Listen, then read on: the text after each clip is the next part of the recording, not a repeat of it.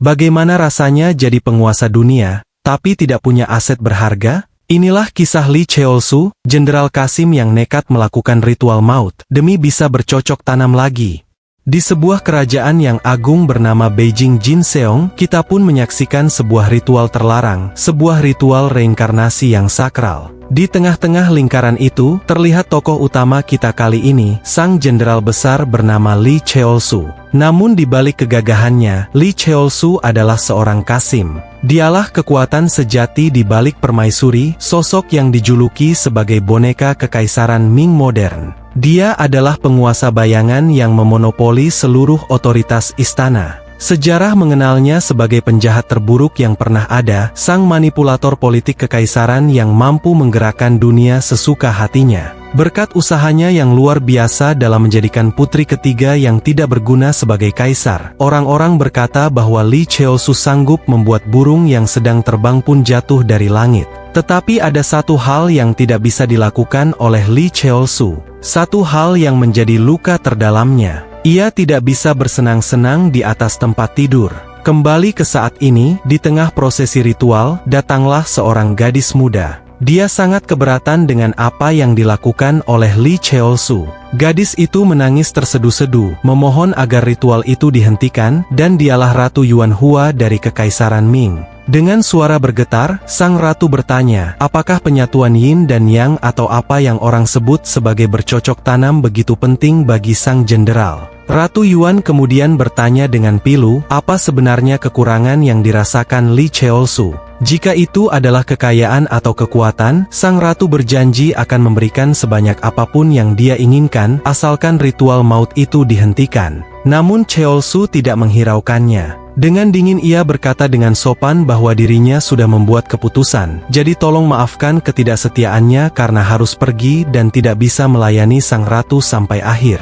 Di dalam benaknya, Li Cheolsu bertanya-tanya, mengapa ratu begitu terobsesi menahannya? Mungkin orang lain tidak akan mengerti, tapi bagi dirinya ini adalah masalah hidup dan mati. Dengan wajah yang tegang seperti sedang menahan buang air besar, Cheolsu memaki di dalam hatinya. Dari kehidupanku sebelumnya hingga sekarang, aku masih perjaka selama lebih dari 50 tahun. Bayangkan saja, setelah ditabrak oleh truk reinkarnasi saat menyeberang jalan di dunia modern, ia terlempar ke dunia bela diri Jungon selama 50 tahun. Ia mati di usia 28 tahun dan berinkarnasi sebagai anak laki-laki berusia 12 tahun. Akan tetapi, baru saja ia mendapatkan hidup baru, ia justru diculik oleh pedagang budak. Dan itu bukan sembarang pedagang budak, melainkan bajingan yang hobi memotong alat vital anak laki-laki untuk dijual sebagai Qasim istana. Segala cara telah dilakukan oleh Cheolsu untuk mengembalikan kejantanannya. Ia bahkan menjadikan putri ketiga sebagai ratu hanya agar bisa bertemu dengan tabib-tabib paling terkenal di dunia. Ia telah menguasai seni bela diri hingga mencapai tingkat kelahiran kembali atau reinkarnasi, bahkan menjadi seniman bela diri terbaik di seluruh istana kekaisaran. Tapi semuanya itu hanya sia-sia, karena para tabib menyebut kesembuhannya adalah mustahil. Satu-satunya kemungkinan hanyalah jika ia terlahir kembali dan mendapatkan kembali apa yang telah hilang darinya. Li Cheolsu pun merasa putus asa, ia bertanya-tanya apa gunanya memiliki gunung uang, apa gunanya memiliki kekuatan yang sanggup mengguncang bumi jika ia masih seorang Qasim.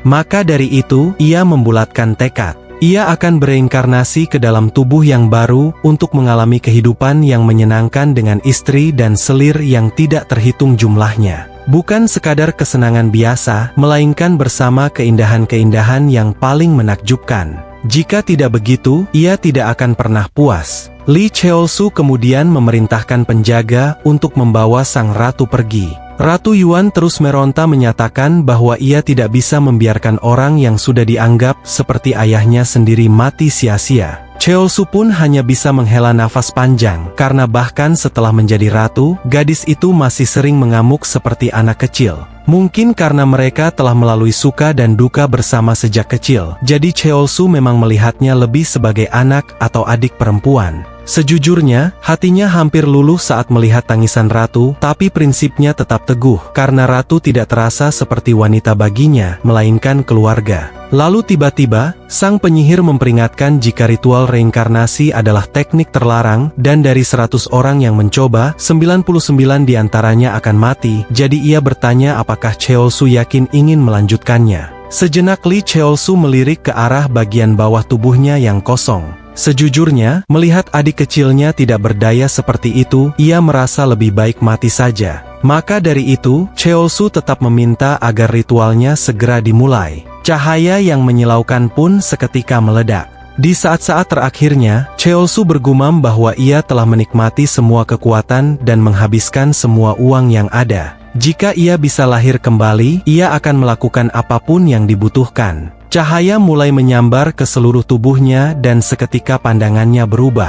Tiba-tiba ia mendengar suara seorang paman tua memanggil-manggil namanya. Lee Cheolsu terbangun dalam kebisingan. Ia bertanya dengan bingung, ada di mana dia sekarang? Paman itu berkata dengan lega bahwa Lee Cheolsu akhirnya sudah sadar dan selamat. Namun ketika Cheolsu menoleh ke arah wajah paman tersebut, ia tersentak kaget. Ia mengingat jika orang di depannya adalah orang yang memotong kejantanannya 50 tahun yang lalu dan menjualnya ke istana. Namanya adalah Wang Sam. Menurut kabar yang ia dengar, Wang Sam sudah mati ditusuk bandit, tapi ternyata dia masih hidup di hadapannya. Lee Cheolsu pun segera menyadari sesuatu, bahwa dirinya saat ini bukanlah reinkarnasi ke tubuh orang lain, melainkan sebuah regresi kembali ke masa lalu. Dengan jantung berdebar, ia segera memeriksa adik kecilnya dan keajaiban pun terjadi. Semuanya masih utuh dan baik-baik saja. Dalam benaknya, Lee Cheolsu merasakan lega yang luar biasa.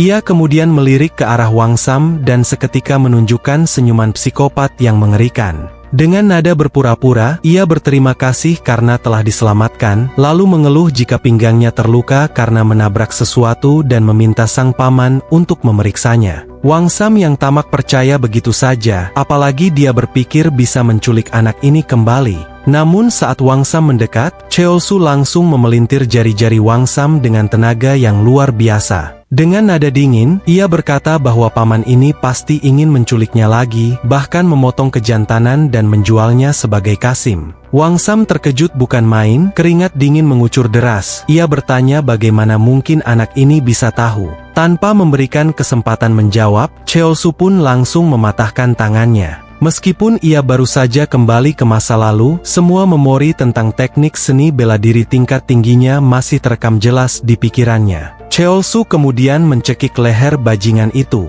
Ia teringat betapa menyesalnya dirinya karena tidak bisa membunuh orang ini dengan tangannya sendiri di kehidupan sebelumnya. Matilah kau, bajingan. Dasar pedagang budak kotor. Kau menghancurkan pria sehat dan menjadikannya kasim seumur hidup, jadi matilah sana dan membusuk di neraka. Setelah puas memaki dan mengirim Wang Sam ke alam baka, Lee Cheolsu meludah ke arah mayat itu. Ia berkata, 50 tahun dirinya menderita karena kebiri. Meskipun memiliki harta dan tahta, ia tidak bisa menikmati satu pun dari itu semua. Kini ia berdiri dengan gagah dan penuh percaya diri. Entah itu reinkarnasi atau regresi, itu tidak masalah lagi. Dengan semangat yang membara, Lee Cheolsu berteriak ke langit sembari berkata, mulai sekarang dirinya akan hidup untuk bercocok tanam. Singkat cerita, 2 bulan kemudian di sebuah tempat yang tertutup salju tebal, Cheolsu menyusuri jalanan sambil mengeluh kedinginan. Ia saat ini berada di Gunung Jiwint, Provinsi Gamsuk. Meskipun merasa akan pingsan karena pendakian yang berat, bagi Lee Cheolsu, rasa sakit ini tidak ada apa-apanya dibandingkan mimpi besarnya. Ia membayangkan kehidupan nikmat, namun bukan sekadar pergi ke rumah bordil untuk kesenangan rendah. Ia ingin mengejar bentuk tertinggi dari kenikmatan, berbagi cinta sejati dengan gadis-gadis yang paling menakjubkan, saling bertukar perasaan, dan berbagi kesenangan fisik serta mental secara setara. Untuk mencapai mimpi itu, ia butuh kekayaan dan ketenaran. Maka dari itu, ia harus menjadi pahlawan di dunia bela diri. Meskipun semua harta karun yang ia siapkan di kehidupannya yang lalu kini tidak berguna, karena ia melakukan regresi, ia tidak khawatir. Sebagai mantan kepala intelijen keluarga istana, ia tahu persis apa yang akan terjadi dalam 50 tahun ke depan. Dengan informasi masa depan dan seni bela diri, menjadi pahlawan hanyalah masalah waktu baginya. Sampai pada akhirnya, Cheolsu pun tiba di puncak klan Jiwin.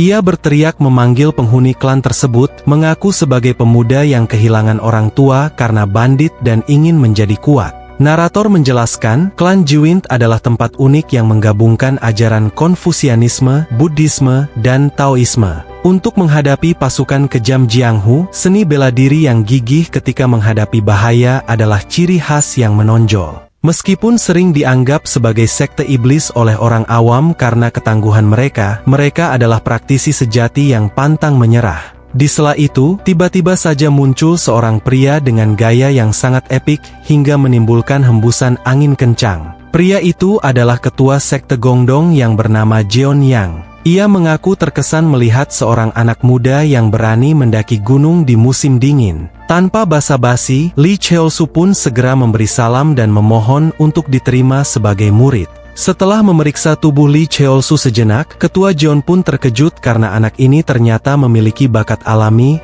dan sudah memahami dasar-dasar pernapasan seni bela diri. Lee Cheolsu berbohong bahwa orang tuanya yang mengajari, padahal sebenarnya ia melatih itu hanya untuk meningkatkan stamina demi impian bercocok tanamnya nanti. Ketua Jeon akhirnya menerima Lee Cheolsu tanpa proses panjang karena bakatnya yang luar biasa. Mendapati hal itu, Cheolsu merasa sangat senang karena rencananya berjalan mulus. Namun ia tetap waspada. Ia bahkan bertekad menjaga vitalitasnya dengan melakukan senam otot bokong. Dalam perjalanan menuju markas klan, Cheolsu dapat melihat bangunan-bangunan yang hancur. Ia baru sadar betapa nyata dampak perang seni bela diri 50 tahun yang lalu, padahal sekte ini seharusnya memegang kursi pertama dalam sekte besar. Ketua Jeon kemudian memperkenalkan murid utamanya yang akan menjadi senior Lee Cheolsu. Cheolsu pun berpikir bahwa ini adalah kesempatan bagus untuk mendekati sang Sword Saint Eugene Hui sebelum pria itu menjadi terkenal. Namun ketika Eugene Hui muncul dengan pendaratan yang anggun, Cheolsu pun merasa tertegun. Dalam benaknya ia bertanya-tanya, kenapa senior ini sangat tampan. Di kehidupan sebelumnya, foto Eugene Hui yang ia lihat tidak bagus karena tertutup topi kerucut. Ia selalu menganggap gosip bahwa Eugene Hui diperebutkan banyak wanita hanyalah omong kosong. Tapi kenyataannya pria di depannya ini terlalu sempurna. Jika ini terus berlanjut, Cheolsu merasa saingannya dalam memikat wanita akan sangat berat. Eugene Hui kemudian menyapa dengan ramah dan meminta mereka agar selalu rukun seperti saudara. Cheolsu pun merasa kesal, karena selain sudah sangat tampan, Jin Hui ternyata juga sangat baik dan ramah. Dalam hatinya ia menggerutu, semoga saja punyanya Jin Hui hanya sepanjang 3 cm. Ketika Eugene Hui mencoba bersikap akrab dengan memanggul Lee Cheolsu seperti karung goni untuk menunjukkan sekeliling, Cheolsu yang tidak suka disentuh pria, langsung menepis tangannya dengan kasar. Eugene Hui pun terkejut akan hal itu. Begitu pula Cheolsu yang merasa tidak enak karena sudah bersikap kasar kepada senior yang penting bagi masa depannya. Cheolsu pun segera meminta maaf dengan sungguh-sungguh. Sementara Eugene Hui hanya terdiam, merasa bersalah karena terlalu bersemangat memiliki teman baru. Di sisi lain, ketua sekte Jeon terus memperhatikan mereka dari jauh dengan harapan besar. Ia berharap Lee Cheolsu dan Eugene Hui bisa menjadi teman akrab. Sejak ia memungut Eugene Hui 10 tahun yang lalu dan menemukan kejeniusannya, ia telah membesarkan pemuda itu sebagai satu-satunya harapan sekte. Namun, ada satu rahasia besar yang harus dijaga. Eugene Hui sebenarnya adalah seorang wanita yang menyamar, dan melalui interaksinya dengan Lee Cheolsu, diharapkan ia bisa belajar untuk lebih berhati-hati agar penyamarannya tidak terbongkar di dunia luar. Waktu berlalu dengan tenang di pegunungan yang sunyi itu. Tampak Lee Cheolsu sedang berbaring malas, namun pikirannya melayang kembali pada kejadian beberapa waktu lalu. Ia mengeluh dalam hati mengingat bagaimana Eugene Hui membawanya ke sana kemari, menjelajahi setiap sudut sekte sampai ia merasa energinya terkuras habis. Meski merasa lelah, Cheolsu tetap memaksakan diri untuk bersikap ramah dan sopan. Ia menaruh harapan besar agar bisa bekerja sama dengan baik bersama seniornya itu, demi kelancaran rencananya di masa depan. Eugene Hui dengan wajah yang sedikit tersipu malu menanggapi keramahan itu dengan tulus. Ia berkali-kali meminta maaf karena telah membuat juniornya terkejut dengan antusiasmenya yang meluap-luap. Meski kondisi sekte saat ini tampak berantakan dan terbengkalai, Jin Hui tetap bersemangat memperkenalkan sejarah tempat itu. Ia menjelaskan bahwa meski pembantaian mengerikan telah meluluhlantakkan sekte 50 tahun yang lalu, kediaman para tetua dan aula tempat para murid bernaung masih berdiri dengan kokoh. Dengan nada penuh keyakinan, Jin Hui menegaskan bahwa selama pondasi itu masih ada, maka sekte Gongdong belum benar-benar berakhir. Cheolsu pun terhanyut dalam renungan. Ia ingat betul catatan sejarah dari kehidupannya yang lalu. 50 tahun yang lalu, perang antara kubu kebenaran dan iblis pecah dimulai dengan tragedi pemusnahan sekte Gongdong. Kala itu, tidak ada seorang pun pendekar yang menyangka bahwa pasukan sekte iblis sanggup menerobos pertahanan sekte Kunlun dan langsung menghantam jantung Gongdong yang dikenal sebagai sekte terkuat di antara yang lainnya. Melihat semangat Jin Hui, Cheolsu pun paham mengapa seniornya itu begitu menggebu-gebu untuk menceritakan sejarah kejayaan mereka. Meski begitu ia merasa malu jika seniornya tiba-tiba menghampirinya. Mendengar itu, Jin Hui menjawab dengan canggung dan wajahnya mendadak layu karena sedih.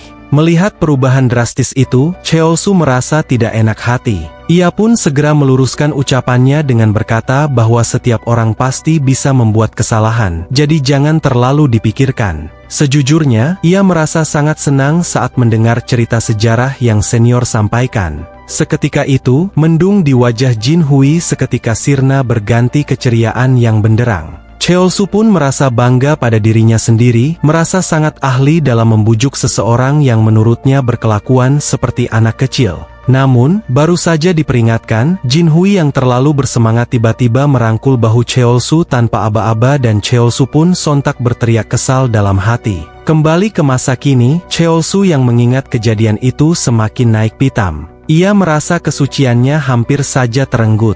Ia terus memutar otak mengenai sosok Yu Jin Hui, seorang anak ajaib, jenius di antara para jenius yang lahir dari rahim Gongdong. Sosok yang mendedikasikan hidupnya hanya untuk membangun kembali kejayaan sekte tanpa mempedulikan apapun, termasuk barisan wanita cantik yang mengincarnya. Cheolsu merasa sangat heran dengan kemampuan bela diri yang mengerikan, tubuh yang atletis, dan wajah yang sangat tampan. Bagaimana mungkin Jin Hui sama sekali tidak tertarik pada wanita? Rumor mengatakan jika dia terlalu mencintai pedang, tapi Cheolsu punya teori lain setelah melihatnya langsung, yaitu Jin Hui pasti seorang penyuka sesama jenis. Di kehidupan sebelumnya saat masih menjadi Kasim, Cheolsu pernah mendengar tentang pria-pria yang menempuh jalan baru untuk memuaskan hasrat meski tidak lagi memiliki kejantanan. Mengingat itu, Cheolsu merinding hebat. Ia yakin jika dirinya bukan homo, ia masih memiliki benda ini dan ia sangat ingin menggunakannya. Ia melirik ke bawah, merasa adik kecilnya tampak kurang bertenaga. Ia pun memutuskan untuk melakukan latihan mandiri untuk meningkatkan kekuatan vitalitasnya. Sambil bersiap-siap melakukan olahraga tangan, ia bergumam meminta maaf kepada Jin Hui dalam hati. Bagaimanapun, ia ditakdirkan menjadi raja stamina. Ia tidak akan pernah memberikan pantatnya kepada siapapun. Setelah memantapkan hati, ia pun segera melakukan latihannya berkali-kali hingga tuntas. Di sisi lain, adegan beralih pada Yu Jin Hui yang kini dikonfirmasi adalah seorang gadis yang menyamar. Ia termenung mengingat interaksinya dengan adik juniornya. Ia bingung mengapa jantungnya berdegup kencang dan mengapa ia bersikap begitu impulsif. Ia merasa telah 2 kali merepotkan Cheolsu, namun ia hanya terlalu senang karena akhirnya punya anggota keluarga baru. Ia merasa malu karena merasa tidak bisa memberikan teladan yang baik sebagai senior. Namun mengingat perkataan Cheolsu yang mengaku senang mendengar ceritanya, wajah Jin Hui seketika menjadi memerah. Ia merasa Cheolsu adalah pemuda yang sangat pengertian. Di dalam lubuk hatinya, ia sangat ingin menjadi lebih akrab, dan bertanya apakah begini rasanya memiliki saudara laki-laki. Ia berharap suatu saat mereka bisa menjadi begitu dekat, hingga bisa berpelukan dengan bebas tanpa rasa canggung. Keesokan paginya, Cheolsu pergi ke dapur untuk menyiapkan sarapan. Meskipun ia sempat mempertanyakan mengapa ia harus memasak, ia segera meyakinkan dirinya bahwa untuk menjadi pahlawan murim yang disegani, ia harus membangun reputasi yang baik di mata guru dan seniornya. Tiba-tiba saja, Jin Hui muncul dan terkejut melihat juniornya sibuk dengan peralatan masak. Ia pun bertanya apakah adik juniornya benar-benar akan menyiapkan semuanya sendirian. Cheolsu segera membenarkannya karena sudah sewajarnya murid termuda melakukan hal seperti ini. Mendengar itu, Jinhui pun tersenyum manis sembari memuji ketulusan dan kedewasaan Cheolsu. Ia merasa sangat bersemangat ingin membantu. Cheolsu di sana hanya terdiam. Ia merasa sosok Jinhui yang legendaris ternyata tidak sedingin rumor yang beredar. Ia pun akhirnya mengalah dan mau membagi tugas. Jinhui akan menyiapkan sayuran sementara Cheolsu akan mengambil air. Dalam hatinya, Cheolsu sebenarnya hanya ingin memanfaatkan nama besar Jinhui di masa depan untuk menggoda wanita-wanita cantik dan membuat mereka tergila-gila pada pesonanya. Namun saat sedang melamunkan rencana mesumnya itu, sebuah wajan besar di atas rak mendadak jatuh karena kayu penyangganya yang sudah lapuk. Cheolsu yang kaget tidak sempat menghindar dan hanya bisa memejamkan mata. Namun rasa sakit yang ia bayangkan tidak kunjung datang. Saat membuka mata, wajah Jinhui sudah berada tepat di depan wajahnya, menahan wajan itu dan melindungi tubuhnya. Dengan nada lembut Jinhui bertanya apakah adik juniornya tidak apa-apa. Cheolsu menjawab dengan terbata-bata bahwa dirinya baik-baik saja. Namun ia menyadari jika wajahnya memerah seperti gadis remaja. Sementara itu, Jinhui berkomentar dengan nada maskulin bahwa tubuh Cheolsu terasa lebih ringan dari kelihatannya. Seketika itu, hidung Cheolsu menangkap aroma bunga liar yang harum dari tubuh Jinhui. Menyadari posisi mereka yang sangat ambigu dan intim, Cheolsu langsung berteriak dan menepis tangan Jinhui, bertanya di mana sebenarnya tangan seniornya itu meraba. Jinhui pun panik dan meminta maaf, bersumpah bahwa ia tidak bermaksud melakukan apapun yang tidak senonoh. Tapi Cheolsu yang terlanjur kesal malah semakin mencak-mencak meminta Jinhui berhenti memasang wajah malu-malu yang membuat suasana semakin aneh. Dengan gugup, Jinhui akhirnya menyuruh Cheolsu beristirahat dan membiarkan dirinya yang menyelesaikan sarapan. Cheolsu merasa harga dirinya terluka karena bagaimana bisa seorang junior malah memerintah seniornya. Ia membayangkan jika guru mereka melihat ini, pasti sang guru akan mengamuk karena tatanan sekte telah runtuh. Dengan tatapan tajam, Cheolsu akhirnya menenangkan diri dan meminta Jinhui untuk tidak melakukan tugas kasar lagi. Sebagai murid paling junior, ia bersumpah akan menangani semua pekerjaan domestik. Jinhui dengan wajah yang masih merona merah mengambil sebuah mangkuk dan berkata dengan nada yang sangat romantis, "Aku tidak apa-apa membantumu, kan?" Melihat ketulusan itu, hati Cheolsu sedikit luluh.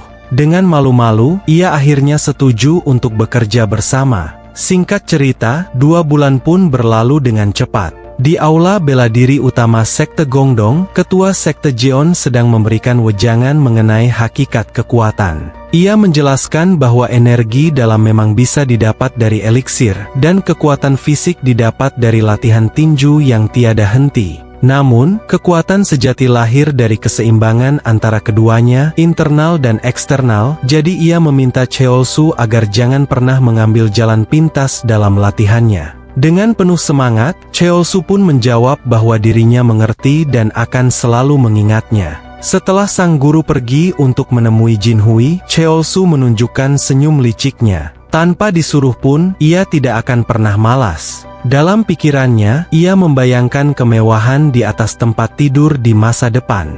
Baginya, tubuh yang unggul berarti vitalitas yang tak terbatas. Apa gunanya seorang pria memiliki pusaka besar jika tubuhnya kurus kering dan loyo? Demi menguasai seni keintiman, semua latihan berat ini terasa manis baginya. Ia merasa tubuhnya sangat segar, hasil dari latihan intensif selama 2 bulan. Dulu saat menjadi Kasim, latihan seberat apapun terasa hampa karena ia tidak memiliki tujuan kejantanan. Namun sekarang ia telah bertekad akan menjadi laki-laki alfa sejati. Lalu tiba-tiba saja, Jinhui pun datang menghampirinya. Ia memberitahu bahwa latihan hari ini sudah selesai dan ia diminta guru untuk menjemputnya. Sejenak Cheolsu hanya terdiam, merasa latihannya masih kurang. Ia harus segera mengubah fisiknya menjadi seorang prajurit penuh nafsu secepat mungkin. Ia pun berencana untuk berlatih secara rahasia di malam hari tanpa sepengetahuan siapapun. Namun tanpa ia sadari, mata tajam Yu Jinhui mulai memperhatikan gerak-geriknya yang mencurigakan. Pada larut malam di kegelapan pegunungan Sekte Gongdong yang sunyi, Li Cheolsu berdiri seorang diri dengan nafas yang memburu. Di dalam hatinya, ia merasa bangga. Baginya, jika latihan di siang hari terasa kurang, maka latihan diam-diam di bawah rembulan adalah solusinya. Satu-satunya hal yang ia khawatirkan adalah sang guru, ketua sekte Jeon. Gurunya telah mengatur jadwal latihan sedemikian rupa agar tidak membahayakan kondisi tubuhnya. Jika sang guru tahu ia berlatih secara sembunyi-sembunyi, perintah larangan pasti akan langsung dijatuhkan. Dengan tekad bulat untuk menjadi raja vitalitas yang penuh energi, Cheolsu mulai berlari kencang membelah kesunyian malam. Namun tanpa ia sadari, dari balik bayang-bayang pohon tua, terlihat Jin Hui yang sedang memperhatikannya. Tatapan Jin Hui begitu tajam dan menyeramkan, seolah-olah sosok hantu kuntilanak yang sedang mengincar mangsa. Saat Cheolsu melesat melewati pohon tersebut, ia menyadari keberadaan seseorang. Ia tersentak hebat karena terkejut. Akibatnya, kakinya tidak sengaja menginjak kerikil tajam, hingga ia kehilangan keseimbangan. Tubuhnya terjatuh dan berguling-guling di tanah berbatu layaknya sebuah karung goni yang dilempar dari bukit. Sambil meringis kesakitan, Cheolsu langsung bertanya tentang apa yang sedang seniornya lakukan di tempat ini. Jin Hui melangkah maju dengan wajah yang tidak senang. Ia mengaku penasaran mengapa Cheolsu sering menyelinap keluar saat malam tiba. Dan ternyata yang ia temukan adalah juniornya sedang melakukan latihan tambahan secara gila-gilaan. Guru sudah memperingatkan bahwa mendorong tubuh melampaui batas adalah tindakan yang berbahaya, dan sebagai kakak senior, ia tidak akan tinggal diam melihat Cheolsu menghancurkan dirinya sendiri. Cheolsu merasa sial bukan main. Jika ia melarikan diri sekarang, Jin Hui pasti akan melapor kepada guru. Jika latihan tambahan ini dihentikan, maka ketahanan tubuhnya akan menurun. Aliran darah ke jaringan alat tempurnya akan berkurang dan itu berarti sebuah malapetaka bagi impian vitalitasnya. Sambil memutar otak, Cheolsu segera memasang wajah memelas. Ia berakting seolah-olah sedang merasa rendah diri. Ia berkata bahwa bakat mereka berbeda jauh. Jin Hui bisa memahami 10 hal dengan satu penjelasan, sementara ia hanyalah orang bodoh yang mudah lupa. Dengan air mata yang mulai berlinang dan sebuah akting yang luar biasa, ia mengaku takut diusir dari sekte dan berakhir sebagai gelandangan karena tidak mampu mengimbangi kehebatan sang senior. Melihat juniornya menangis pilu, hati Jin Hui luluh seketika. Tanpa diduga, ia langsung menarik Cheolsu ke dalam pelukannya yang erat. Ia meminta maaf karena tidak menyadari betapa berat perjuangan batinnya selama ini. Cheolsu pun terbelalak. Ia meronta-ronta minta dilepaskan karena ini adalah pelukan pertama dalam hidup barunya. Padahal ia sudah berjanji akan menyimpannya untuk gadis impiannya kelak. Namun saat ia mulai pasrah terbenam di dalam pelukan itu, Cheolsu tiba-tiba merasakan sesuatu yang janggal. Dalam benaknya ia bertanya-tanya, kenapa bagian dada senior terasa sangat empuk. Di sisi lain, Jin Hui yang sedang memeluknya teringat akan masa lalunya sebagai yatim piatu yang dianggap monster sebelum diselamatkan oleh guru. Ia pun berjanji bahwa guru tidak akan pernah mengusir Cheolsu. Tidak peduli siapapun dia adalah bagian dari keluarga ini. Sambil tersenyum hangat setelah melepaskan pelukannya, Jin Hui berkata, jika Cheolsu merasa kesulitan, maka bergantunglah padanya, ia akan selalu ada di sisinya. Cheolsu yang awalnya hanya berpura-pura, kini malah merasa benar-benar terharu dan mulai bersimpati pada seniornya. Ia tahu Jin Hui adalah jenius yang bisa menirukan teknik apapun dengan sempurna. Namun di saat yang sama ia merasa kasihan pada Jin Hui. Berdasarkan pengetahuannya sebagai mantan pejabat istana, ia menyimpulkan bahwa Jin Hui menderita penyakit ginekomastia, sebuah kondisi di mana pria memiliki tonjolan daging menyerupai payudara. Meskipun ia merasa teksturnya 99% mirip payudara asli, informasi intelijen yang ia miliki meyakinkannya bahwa Jin Hui adalah laki-laki tulen. Waktu pun terus berlalu. Di pagi yang cerah, terlihat ketua sekte Jeon mengumumkan bahwa masa latihan fisik dasar Cheolsu telah berakhir. Otot dan struktur tulangnya kini telah terbentuk dengan sempurna, jadi sudah saatnya Cheolsu beralih ke latihan energi dalam atau internal. Jin Hui memberikan selamat dengan cara yang sangat manis. Namun Cheolsu justru merasa risih.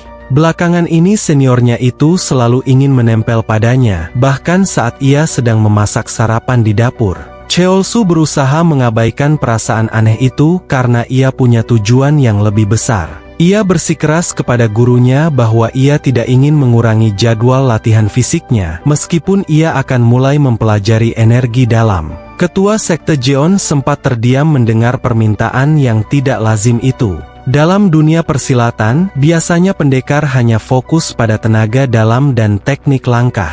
Sementara latihan fisik hanya dianggap sebagai pendukung. Namun bagi Cheolsu, latihan fisik adalah harga mati. Itulah satu-satunya cara untuk membangun tubuh sempurna yang bisa memikat para wanita. Ia memasang wajah serius dan berargumen bahwa karena ia merasa bakatnya lamban, ia harus bekerja 2 kali lebih keras untuk membangun kembali kejayaan sekte. Dalam benaknya Cheolsu berpikir, keefisiensiannya memang tidak begitu bagus, tapi melanjutkan latihan bela diri eksternal setelah memulai bela diri internal bukan sesuatu yang mustahil. Bahkan dengan teknik pedang yang sama, tebasan yang didukung dengan kekuatan yang lebih besar dari musuh akan memberikan perbedaan yang cukup berarti meski tidak terlalu besar. Perbedaan yang kecil itu akan membuat usaha yang ia lakukan menjadi berharga dan mekar menjadi indah yang akan mencapai tingkat Master Murim. Sejenak ketua Sekte Jeon di sana menatap mata Cheolsu dalam-dalam.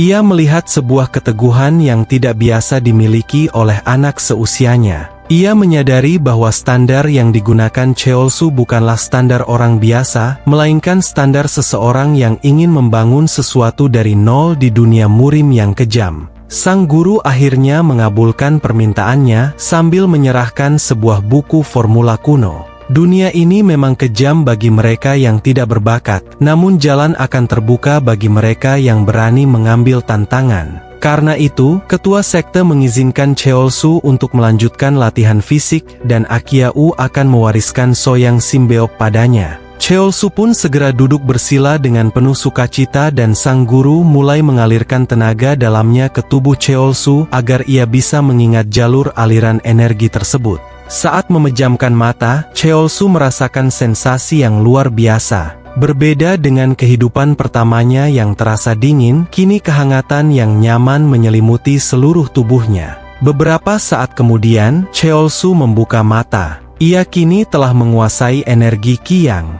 Ia pun tersenyum lebar, karena sekarang dirinya bukan lagi seorang Kasim yang lemah. Ia merasa telah benar-benar terlahir kembali sebagai seorang master bela diri. Di sudut ruangan, Jin Hui memperhatikan dengan senyuman bangga melihat semangat juniornya. Pada malam harinya, ketua Sekte Jeon kini sedang bertanya kepada Jin Hui apakah ia benar-benar ingin ikut melakukan latihan fisik tambahan bersama Cheolsu. Jin Hui membenarkannya dengan alasan ingin membimbing sang junior. Sang guru hanya bisa menghela nafas kagum melihat kedua muridnya begitu serius ingin membangkitkan kembali kejayaan Sekte Gongdong. Namun di tengah kedamaian malam itu, jauh di dalam sebuah gua yang gelap di hutan pegunungan, terlihat tumpukan bangkai binatang yang mengerikan. Dari kegelapan muncul sesosok ular raksasa dengan mata merah menyala yang sangat haus darah. Ancaman baru telah menanti mereka di balik bayang-bayang. Di siang hari yang cerah di sebuah desa terpencil, ketenangan terusik oleh jerit histeris satu keluarga petani. Mereka terpaku melihat kandang ternak yang hancur berantakan, dan di tanah yang becek tercetak sebuah jejak besar yang sangat tidak lazim. Sang kakek yang merupakan kepala keluarga tersebut merasa sangat terpukul hingga jantungnya tidak kuat menahan beban kenyataan dan langsung jatuh pingsan di tempat. Setelah dibawa ke tempat istirahat, sang kakek yang terkapar lemas terus mengeluh dengan suara parau. Padahal ternak-ternak itu rencananya akan dijual untuk didonasikan sebagai bentuk bakti kepada Sekte Gongdong. Mendengar hal itu, sang anak justru naik pitam. Ia tidak habis pikir. Dalam kondisi sekarat dan kehilangan harta benda, kakeknya masih saja mengkhawatirkan nasib sekte yang kini sudah hampir runtuh.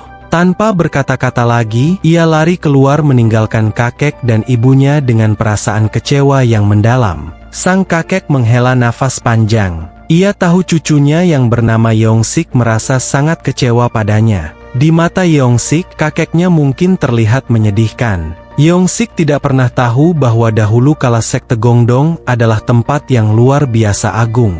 Sebuah tempat di mana mimpi dan harapan digantungkan, terutama bagi bocah-bocah miskin seperti mereka. Namun setelah invasi berdarah dari sekte demonik, semua kemuliaan itu seolah lenyap di telan bumi dan dilupakan oleh dunia. Sementara itu, di markas sekte Gongdong, terlihat Lee Cheol-su sedang memacu tubuhnya dalam latihan yang sangat keras. Ia merasa kagum sekaligus sangat senang dengan kondisi tubuhnya yang sekarang, terasa sangat bugar dan penuh dengan energi. Namun, ada satu keganjilan yang ia rasakan saat mencoba mempraktikkan teknik soyang. Ia benar-benar kesulitan untuk memahaminya dan bertanya-tanya apakah ini karena di kehidupan sebelumnya ia lebih banyak menguasai teknik yang berbasis energi yin. Cheol-su teringat kembali pada ajaran sang master mengenai lambang taiji terbalik milik sekte Gongdong. Lambang itu melambangkan prinsip leluhur tentang kebalikan yin dan yang, sebuah filosofi di mana air mengalir ke atas dan api menyala ke bawah. Itulah keseimbangan sempurna yang menjadi puncak tertinggi dari bentuk kehidupan. Karena sifatnya yang unik dan melawan hukum alam, seni bela diri sekte Gongdong sering dianggap mirip dengan ilmu sesat oleh sekte demonik.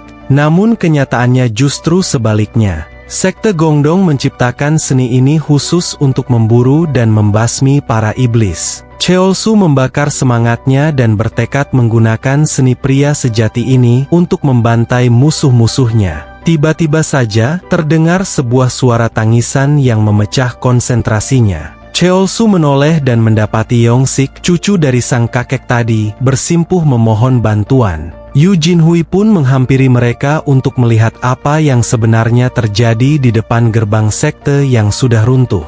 Mereka mendengarkan keluh kesah bocah tersebut. Yeong-sik memohon agar mereka menangkap pencuri ternak kakeknya. Awalnya Cheol-su ragu dan menyarankan agar melaporkannya kepada otoritas lokal saja. Namun Yeong-sik menjelaskan bahwa kerusakan kandang itu sangat tidak wajar dan mustahil dilakukan oleh manusia biasa. Ia juga menceritakan pengabdian kakeknya yang luar biasa kepada sekte selama bertahun-tahun. Mendengar hal itu, Cheol-su akhirnya luluh dan memutuskan untuk melakukan penyelidikan. Singkat cerita, sesampainya di lokasi, Cheol-su melihat kandang yang hancur tersebut. Awalnya ia mengira ini serangan harimau atau beruang, namun matanya yang tajam menangkap jejak panjang yang menyeret di tanah dan menganggap jika itu adalah jejak ular. Melihat skalanya, ini pasti makhluk demonik yang sangat besar. Cheol-su bertanya-tanya, untuk apa ular raksasa turun gunung hanya demi mencari makan. Ia bertanya kepada Jinhui tentang legenda ular raksasa di Gunung Gongdong.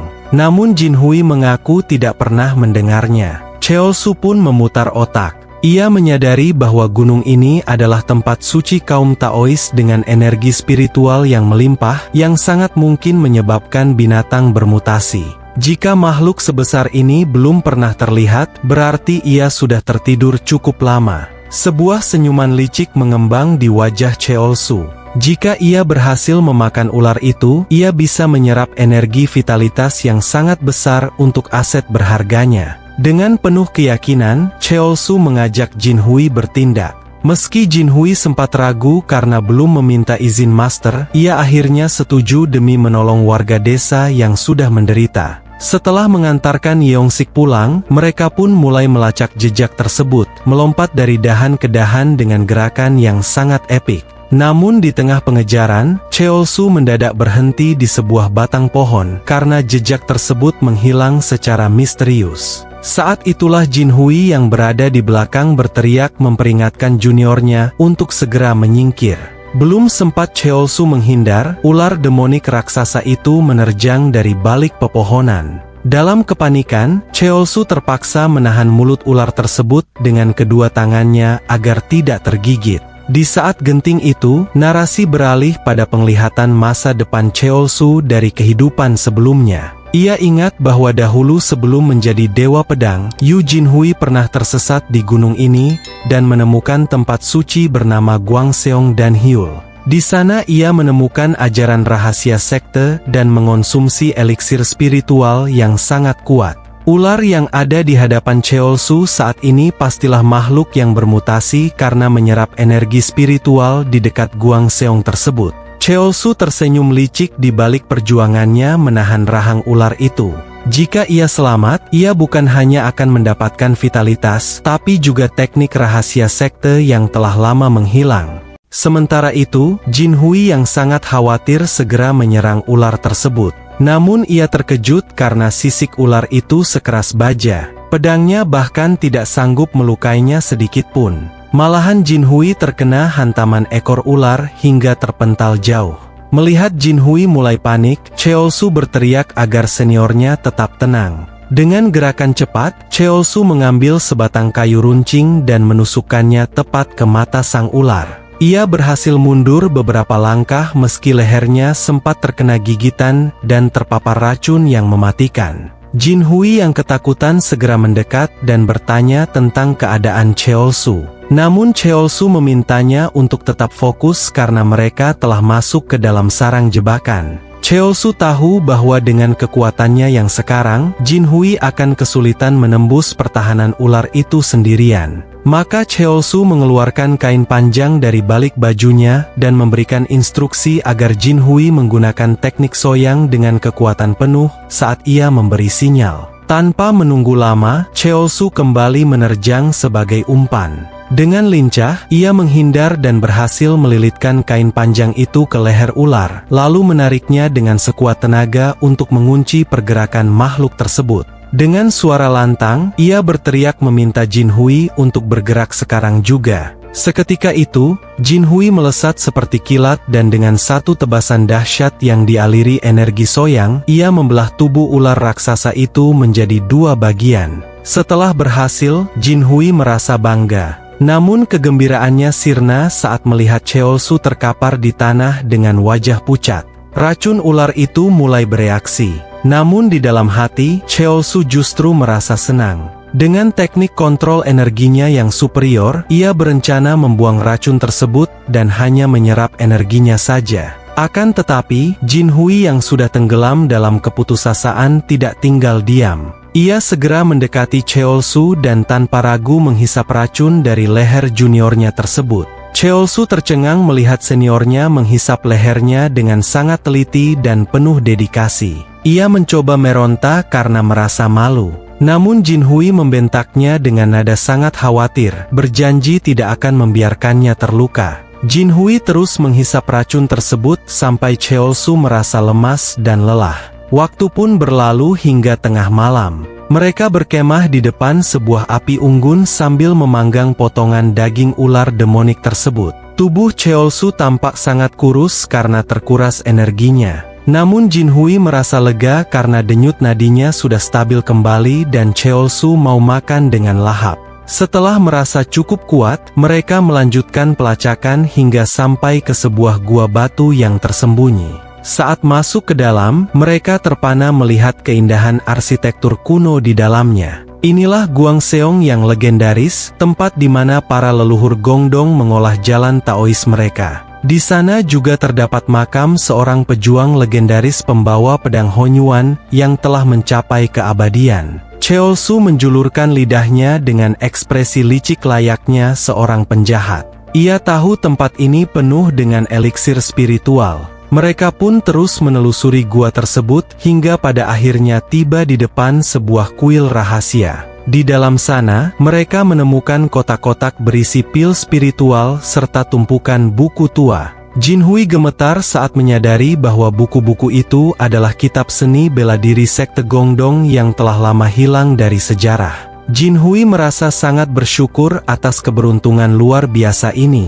Sementara itu, Cheolsu yang masih berpura-pura tidak tahu apa-apa menawarkan diri untuk menjelajahi ruang rahasia lain di sekitar sana. Jin Hui yang sudah percaya sepenuhnya memberikan izin. Begitu mereka berpisah, Cheolsu langsung berlari kencang menuju sebuah gua kecil yang memancarkan cahaya terang di tengah kegelapan. Di sana ia menemukan eliksir berbentuk mutiara yang sangat indah. Air liur Cheolsu mulai menetes. Ia sangat bersemangat karena dengan benda ini, ia akan menghapus masa lalu yang memalukan sebagai seorang Qasim. Ia merasa sudah satu langkah lebih dekat untuk mewujudkan mimpinya menjadi seorang harem king. Namun pada saat akan mengambil eliksir tersebut, Jin Hui yang tidak jauh dari sana melihat sebuah kolam dan pintu gua. Dia juga merasakan sebuah energi yang besar. Jadi dia bergegas masuk ke gua itu sembari bertanya, apakah juniornya tidak apa-apa. Setelah masuk, Jin Hui melihat Cheolsu yang terdorong oleh kekuatan eliksir itu. Dia juga tahu eliksir itu disebut air suci Mita. Cheolsu yang mendengar nama air suci Mita menggertakkan giginya, karena itu adalah energi yin yang terkumpul selama ribuan tahun. Sebuah eliksir kuno yang mengandung energi yin yang kuat yang berbahaya bagi vitalitas kaum pria. Jin Hui yang khawatir bertanya, apakah juniornya baik-baik saja? Namun Cheolsu hanya bengong saja, di benaknya merasa kesal karena itu sangat serius. Karena ketika energi yin yang kuat menumpuk di tubuh seorang pria, bentuk tubuhnya akan menjadi lebih feminim. Cheolsu yang membayangkan itu menangis di dalam hati. Jika saja tidak segera menjauhi eliksir itu, dia mungkin akan kehilangan semua kekuatan dan ukuran adik kecilnya yang telah dia bangun. Dengan pikiran seperti itu, Cheolsu meminta kakak seniornya untuk mengambil eliksir itu karena eliksir air suci Mita dapat membantu membuka meridiannya. Jin Hui pun terkejut dan bertanya untuk memastikan apakah adik juniornya ingin dia mengambilnya, padahal adik juniornya yang menemukannya lebih dulu. Cheolsu di hatinya memaki, air suci Mita tidak berguna baginya, tapi di permukaan dia tersenyum ramah. Meskipun dia meminumnya, tidak akan ada manfaatnya. Bakatnya terlalu lambat, jadi itu akan sia-sia dan jika membaginya, efeknya akan berkurang. Ditambah lagi kakak senior yang bertanggung jawab membangun kembali sekte, jadi sebaiknya dia yang meminumnya. Jin Hui masih tidak setuju. Justru karena kemampuan adik juniornya kurang, adik harus meminum eliksirnya. Sedangkan dia bisa mencapai tingkat yang lebih tinggi hanya dengan latihan. Kemudian Jin Hui pun tersenyum manis dan meminta adik junior untuk meminum eliksirnya agar dia bisa selalu berdiri di sampingnya. Cheolsu tersilaukan oleh senyum manis itu. Dia sedikit kesal dengan seniornya yang keras kepala. Bahkan saat disuapi pun dia tidak mau menerimanya. Jadi dia harus membuat Jin Hui tidak bisa menolaknya. Dengan niat tersebut, Cheolsu memasang wajah serius dan berkata, sebagai adik junior, dia meminta Jin Hui untuk meminumnya. Ia pun bertanya, mengapa seniornya tidak mengerti bahwa ini adalah rasa peduli adik kepadanya. Jin Hui seketika tersipu malu sembari bertanya, apakah adik melakukannya demi dirinya? Setelah bertanya begitu, dia makin malu sampai-sampai wajahnya memerah, karenanya dia akhirnya setuju dia akan melakukannya. Cheolsu merasa bangga sebab dia tahu kalau menyangkut saudara, Jin Hui pasti menyerah. Sebelum melakukannya, Cheolsu menjelaskan bahwa air suci Mita adalah eliksir yin. Jadi kakak seniornya harus menggunakan energi internal yin untuk mengendalikannya. Dan jika tidak salah, seharusnya ada buku tentang teknik energi yin di antara buku seni bela diri yang ditemukan. Jin Hui baru ingat, memang benar ada buku seperti itu. Sepertinya dia harus segera menghafal formulanya. Jin Hui tidak basa-basi, segera menghafal buku formula tersebut, dan tidak membutuhkan waktu lama dia sudah dapat mempelajarinya, membuat Cheolsu kagum dengan bakatnya. Jin Hui kemudian langsung menghampiri eliksir itu sembari berpikir bahwa ini adalah eliksir yang diberikan oleh adik juniornya. Bagaimanapun caranya, ia ingin memilikinya. Segera ia langsung menelannya tepat di tempat itu. Setelah ditelan, Jin Hui merasa jantungnya seperti membeku. Dia sampai-sampai terjatuh berlutut. Dia merasakan energi yin bergerak liar di dalam tubuhnya. Jika terus begitu, dia tidak akan bisa mengendalikan Qi-nya. Benar saja, energi yin langsung menyebar keluar. Cheolsu yang tidak jauh juga terkena dampaknya. Kekuatan air suci Mita berbenturan hebat dengan kekuatan Jin Hui. Ia bertanya-tanya, apa mungkin energi yin dari air suci Mita terlalu sulit untuk dikendalikan? Dan dari yang dilihat, gejalanya sangat buruk. Sementara itu, di dalam kesadaran Jin Hui, dia ingat baru saja meminum eliksir yang diberikan oleh juniornya. Jadi, bagaimanapun dia harus segera menjadikan energi yin itu menjadi miliknya. Kemudian dia dipindahkan ke tempat lain. Dia kini berhadapan dengan sosoknya yang masih muda dan dia selalu disebut monster oleh orang-orang. Dan anak kecil itu adalah iblis batin yang dimiliki oleh Jin Hui. Sementara di dunia nyata, Cheolsu yang melihat Jin Hui dalam keadaan tidak baik menjadi sangat terkejut. Ia bertanya, apakah kekuatan dalamnya kurang kuat dan tidak sebanding dengan energi dari air suci. Jadi itulah kenapa Jin Hui terpengaruh oleh celah lemah dalam dirinya. Cheolsu tidak berharap akan menjadi seperti ini. Dia pikir Jin Hui bisa menyerap eliksir tanpa masalah. Dia juga tidak menyangka Jin Hui yang hebat memiliki iblis batin. Jadi, dia tidak punya pilihan. Meskipun Cheolsu tidak suka kontak fisik yang tidak perlu, dia pun bergegas untuk membantu. Dia tidak bisa membiarkan aset berharganya menjadi tidak berguna. Cheolsu tidak banyak berpikir jauh. Segera ia menyalurkan energinya dan memanggil kakak seniornya untuk sadar, mengingatkannya untuk segera mengendalikan energi air suci Mita. Jika tidak, dia akan jatuh dalam penyimpangan internal. Cheolsu sejenak merenung, di masa depan Jin Hui akan menjadi masa depannya yang cerah. Jadi, dia tidak bisa membiarkan Jin Hui yang akan membangun kembali sekte menjadi lumpuh. Cheolsu akhirnya membuat keputusan, dia akan membantunya dari luar. Jadi Cheolsu kembali menyalurkan energinya. Bagaimanapun dia adalah seorang yang telah mencapai tingkat Absolute Master. Sementara di alam kesadaran Jin Hui, dia yang masih dicekik oleh iblis batin. Namun ia tidak tinggal diam. Segera ia mengambil sebuah batu dan memukulnya dengan sangat keras. Di kesempatan itu, Jin Hui segera menjauh. Tapi iblis batin itu kembali mengejar dan langsung menghajarnya, hingga membuatnya tidak berdaya. Jin Hui yang dalam keputusasaan dan hampir pasrah, tiba-tiba disadarkan oleh suara Cheolsu yang memintanya untuk jangan menyerah. Di saat yang sama, sebuah energi spiritual dari Cheolsu mengalir di tubuhnya. Cheolsu juga meminta seniornya untuk fokus dan tidak boleh berhenti mengalirkan energinya sendiri dan jangan kalah oleh iblis yang ada di depannya. Hal yang terpenting adalah menyerap eliksirnya sesegera mungkin. Dia akan membantu membuka titik akupunktur seniornya. Meskipun akan menyakitkan, tapi seniornya tidak boleh menyia-nyiakan kesempatan ini. Mendengar itu, Jin Hui tahu di luar sedang terjadi kekacauan karena energi Yin yang tak terkendali. Dia juga tahu situasi Cheolsu pasti sangat sulit.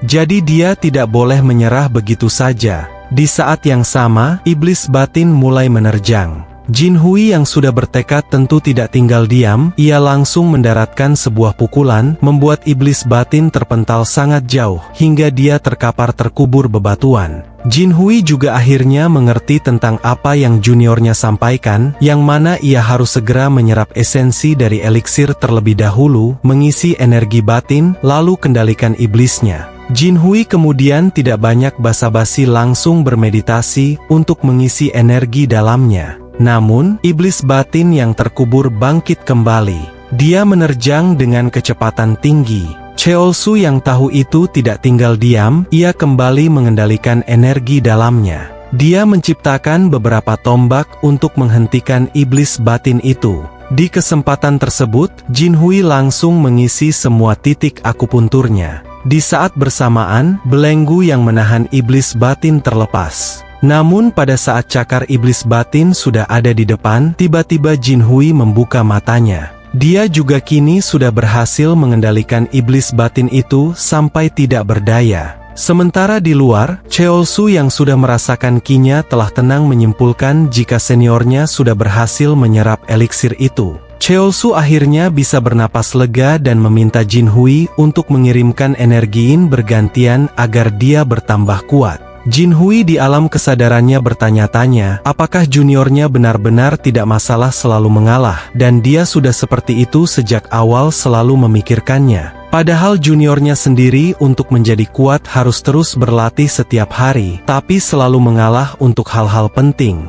Jadi, aku berterima kasih atas perhatianmu padaku. Aku sangat senang dan juga merasa sedih karena aku ingin kau juga menjaga dirimu sendiri junior. Berkatmu, aku terhindar dari menjadi lumpuh. Aku tidak akan pernah melupakan kebaikan ini. Jika aku bisa membalas budi ini, bahkan jika seluruh dunia menjadi musuhmu, aku akan selalu berpihak padamu." Di saat yang sama, sebuah batasan yang disentuh seketika hancur berkeping-keping. Sementara di luar, Cheolsu merasa kagum dengan pencapaian Yu Jinhui, yang mana dia langsung masuk ke tahap meditasi tanpa ego dan latihan sirkulasi energi. Memang sesuai dengan tubuh bela diri Heavenly. Otot dan meridian berbeda dari orang biasa. Setelah itu, Cheolsu memperhatikan batu yang menopang eliksir air suci Mita. Dia mengeluh karena tidak ada eliksir lain di sekitar. Padahal dia pikir meminum eliksir akan membuatnya terbang dengan mudah. Tapi ternyata itu adalah air suci Mita yang dipenuhi energi Yin. Cheolsu berpikir keras. Apakah itu alasan Jinhui selalu menghindari perempuan mati-matian di kehidupan sebelumnya? Karena dia sudah punya masalah dengan penyakit di dadanya, ditambah saat ini dia meminum eliksir yang dipenuhi energi Yin, jadi itu mungkin memperburuknya. Pada saat itu, tiba-tiba Cheolsu melihat sesuatu di pinggiran batu. Dia pun menghampirinya dan itu adalah sebuah lumut yang mengandung energi cukup besar. Sudah jelas itu adalah herbal spiritual yang luar biasa, satu tingkat di bawah air suci Mita. Mengetahui itu, Cheolsu sangat senang. Dia melompat-lompat kegirangan. Kemudian tanpa basa-basi, dia mencabut lumut itu dan memasukkannya ke dalam mulutnya. Setelah itu, Cheolsu pun langsung bermeditasi untuk memulai latihan sirkulasi energi. Biasanya harus mengumpulkan esensi eliksir kedantian, lalu mengubahnya menjadi energi internal. Tapi Cheolsu akan menyebarkan energi lumut itu ke seluruh tubuhnya dan menyerapnya. Jika tubuh menjadi sehat, vitalitas juga akan meningkat sehingga dia akan menjadi laki-laki sejati. Beberapa saat berlalu, Cheolsu yang kini sudah berhasil menyerap energi lumut itu. Tubuhnya sekarang dipenuhi vitalitas yang sangat kuat. Meskipun lumut itu tidak sekuat air suci Mita, tapi dengan ini dia juga mendapatkan tubuh yang kebal penyakit, jadi ini bisa dianggap berhasil. Kemudian Cheolsu membuka matanya. Dia segera berdiri dan melihat sekeliling. Dia menemukan Jinhui sudah tidak ada, mengklaim jika Jinhui sudah selesai melatih energinya dan pergi mandi. Jadi, Cheolsu yang merasakan tubuhnya lengket, dia juga akan mandi. Sementara itu, di sebuah kolam, terlihat Jinhui yang sedang membersihkan tubuhnya. Tiba-tiba saja dikejutkan oleh Cheolsu yang memanggilnya dan bertanya, apakah seniornya sedang mandi. Jinhui dengan tergagap-gagap membenarkannya. Dia juga meminta Cheolsu untuk jangan masuk. Cheolsu pun setuju dan mengatakan jika dia akan menunggu di luar. Jinhui mendengar itu menghela napas. Bagaimanapun dengan pemandangan memalukan saat ini, dia tidak boleh dilihat oleh juniornya. Hampir saja juniornya tahu bahwa dia seorang wanita. Setelah seumur hidupnya menyamar sebagai pria, dia selalu merasa gugup dalam situasi seperti ini. Master pernah berkata bahwa di dunia bela diri, seseorang harus menjadi pria dan bukan wanita agar tidak diremehkan demi menghadapi lebih sedikit kesulitan. Tapi saat ini, Jinhui merasa beruntung telah meminum eliksir tersebut. Jika bukan karena juniornya, dia mungkin sudah menjadi lumpuh. Jinhui dapat merasakan bahwa juniornya adalah orang yang cukup baik. Cheolsu tidak hanya dengan murah hati memberikan eliksir yang tak tertandingi, tapi juga tidak iri atau membencinya hanya karena dia lebih berbakat dalam ilmu bela diri.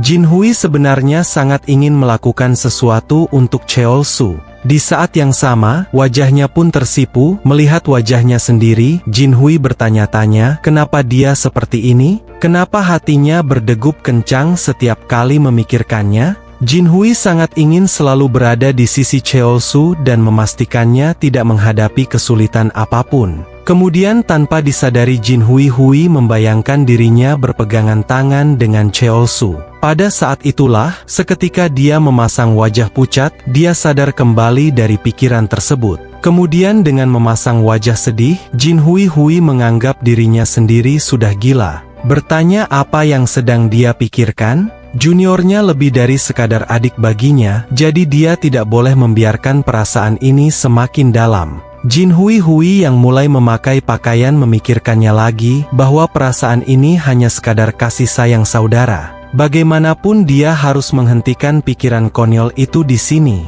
Membangun sekte kembali, lalu merawat adik juniornya dan menjadi pendukungnya. Bagaimanapun dia tidak bisa melakukan semua itu dengan tubuh wanita yang lemah, jadi dia harus tetap menjadi pria. Sementara itu, Cheolsu yang masih menunggu bertanya-tanya dalam hati, kenapa senior mandinya lama sekali? Bukankah pria normal bisa selesai dalam 5 menit? Di sela itu, ia menyadari jika guanya sangat luas, ditambah permata bercahaya yang tersebar. Itu membuktikan kekayaan sekte di masa lalu. Sebuah sekte yang melahirkan ahli pedang terhebat di dunia, Muge Uqja. Tapi siapa yang akan menyangka jika sekte ini akan jatuh dalam kemerosotan? Menurut catatan dari kehidupan sebelumnya, setelah pertempuran 50 tahun lalu, hanya ada satu orang yang selamat di sekte.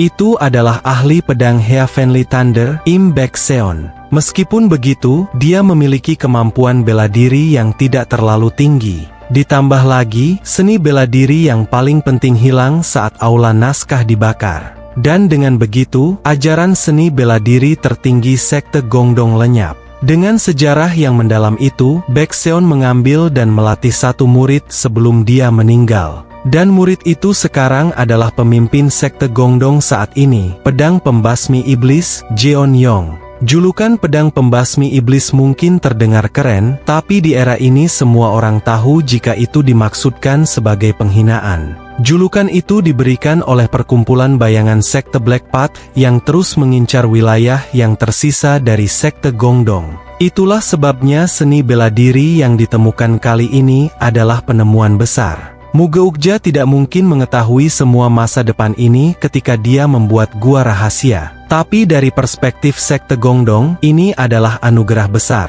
Legenda bahwa Muge Uqja menyembunyikan diri untuk pensiun dan menghapus semua catatan ruang rahasia Guang Seong pasti benar, yang menjelaskan mengapa sekte iblis tidak dapat menemukan tempat ini. Memikirkan itu semua, Cheolsu merasa ada yang aneh. Dia bertanya-tanya mengapa Muge Uqja menghapus catatan ruang suci Guang Seong hanya untuk pensiun. Pasti saat itu banyak orang di sekte Gongdong yang dapat menemukan lokasi tempat suci bahkan dengan mata tertutup. Sebelum invasi, ini adalah sekte paling terkemuka di Gansu. Gagasan bahwa sekte meramalkan kemundurannya sendiri sangat tidak masuk akal. Hanya karena kehendak satu orang, tempat suci ini dihapus dari sejarah. Cheolsu pun merasa janggal. Di dalam kehidupan sebelumnya, Eugene Hui menemukan eliksir dan kembali ke sini untuk latihan tertutup. Namun saat itu pintu masuk gua sudah tertutup. Tapi sekarang gua ini terlalu bersih dan stabil tanpa ada yang runtuh. Sepertinya akan tetap kokoh bahkan untuk 10 tahun lagi. Jadi ia merasa sangat penasaran, apakah ruang suci Guang Seong dalam kehidupan masa lalu benar-benar runtuh secara alami? Di sela Cheolsu memikirkan itu, datanglah Jin Hui yang langsung memanggilnya. Dia tersenyum manis, meminta juniornya membersihkan diri juga. Cheolsu tertegun untuk sesaat, bertanya-tanya di benaknya, apakah ini efek dari eliksir? Wajah Jin Hui terlihat lebih cantik dari biasanya. Setelah memikirkan itu, Cheolsu terdiam sesaat, kemudian langsung memukul wajahnya sendiri. Jin Hui jelas terkejut dan bertanya ada apa. Namun Cheolsu hanya menjawab seadanya bahwa dia melamun sebentar. Setelah di kolam pemandian, Cheolsu memikirkan Jin Hui. Dia merasa pria itu makin hari makin tampan dan wangi bunga yang keluar dari tubuhnya. Apa semua itu karena dia merawat dirinya dengan baik? Memikirkan itu, Cheolsu merasa kesal dan mengaku wajahnya sendiri seperti cumi-cumi. Setelah selesai mandi, Cheolsu melihat Jin Hui meletakkan semua buku dan bertanya apa yang sedang dia lakukan.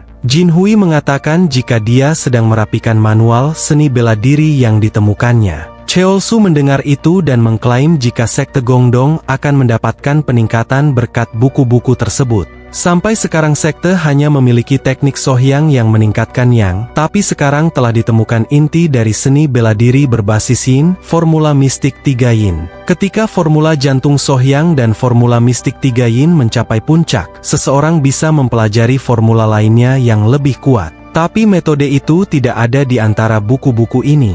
Cheolsu merasa aneh, karena seharusnya keseluruhan buku yang ditemukan ada 8, termasuk pedang pembasmi iblis. Cheolsu pun bertanya, apakah hanya ada 7 buku? Dan Jinhui langsung membenarkannya. Dia mengaku sudah mencari di mana-mana, tapi hanya 7 yang ditemukan. Cheolsu merasa terkejut dan bertanya dalam hati, bagaimana bisa? Dalam kehidupan masa lalu, kakak senior jelas-jelas mendapatkan teknik pedang pembasmi iblis dan informasi dari kekaisaran tidak mungkin salah. Jika memang begitu, itu berarti master pedang tidak meninggalkan formula tersebut dalam bentuk manual. Hal seperti itu bukan tidak mungkin. Ada banyak cara bagi ahli untuk mewariskan seni bela diri. Master pedang merupakan ahli bela diri yang ekstrim, jadi mungkin dia meninggalkan ilmu pedangnya dengan cara yang tidak diketahui. Jinhui kemudian mengingat sesuatu. Dia mengaku menemukan bekas pedang di ruangan batu di balik pemandian.